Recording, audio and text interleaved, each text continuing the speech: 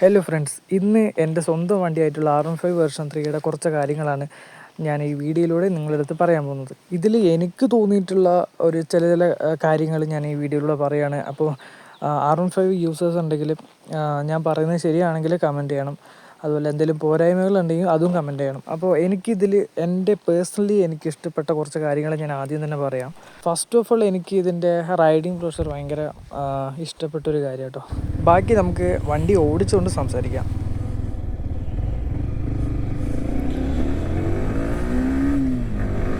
പിന്നെ അടുത്തായിട്ട് എനിക്ക് പറയാനുള്ള ഒരു കാര്യം, ഇതിൻ്റെ ഓരോ ഗിയറിൻ്റെ ഓരോ ഷിഫ്റ്റിങ്ങിനും കിട്ടുന്ന ഒരു ഫീലുണ്ട്.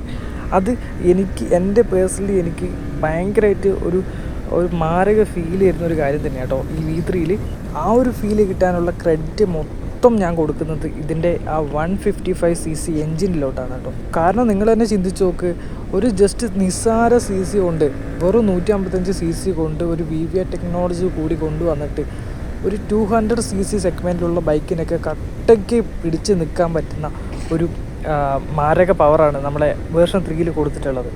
ഒരു കുഞ്ഞ് എൻജിനിൽ എത്രത്തോളം പവർ പ്രൊഡ്യൂസ് ചെയ്യാൻ പറ്റുന്നു, അതിൻ്റെ മാക്സിമം പവർ പ്രൊഡ്യൂസ് ചെയ്യുന്ന രീതിക്ക് യമഹ നല്ല അടിപൊളിയായിട്ട് ബിൽഡ് ചെയ്തിട്ടുണ്ട് ഇതിൻ്റെ എൻജിൻ സൈഡ്. അതുപോലെ ലുക്കിൻ്റെ കാര്യത്തിലും പവറിൻ്റെ കാര്യത്തിലും മൈലേജിൻ്റെ കാര്യത്തിലും ഒരേ സ്കെയിലിൽ നിൽക്കുന്ന ഒരു ബൈക്ക് ഏതാണെന്ന് നിങ്ങൾ ചോദിക്കുകയാണെങ്കിൽ അതാണ് നമ്മുടെ യമഹ R15 വേർഷൻ 3. വേർഷൻ 3ക്ക് ഇപ്പോൾ വേറൊരു പേരും കൂടി അറിയപ്പെടുന്നുണ്ട്. പാവങ്ങളുടെ സൂപ്പർ ബൈക്ക് എന്നുള്ള പേരിലും കൂടി ഈ ബൈക്ക് അറിയപ്പെടുന്നുണ്ട്.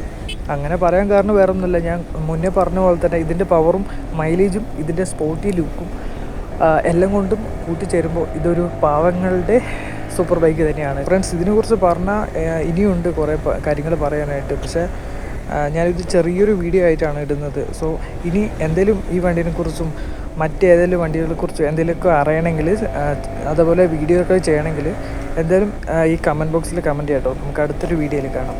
സോ ഇത് ഇത്രയേ ഉള്ളൂ. Bye bye.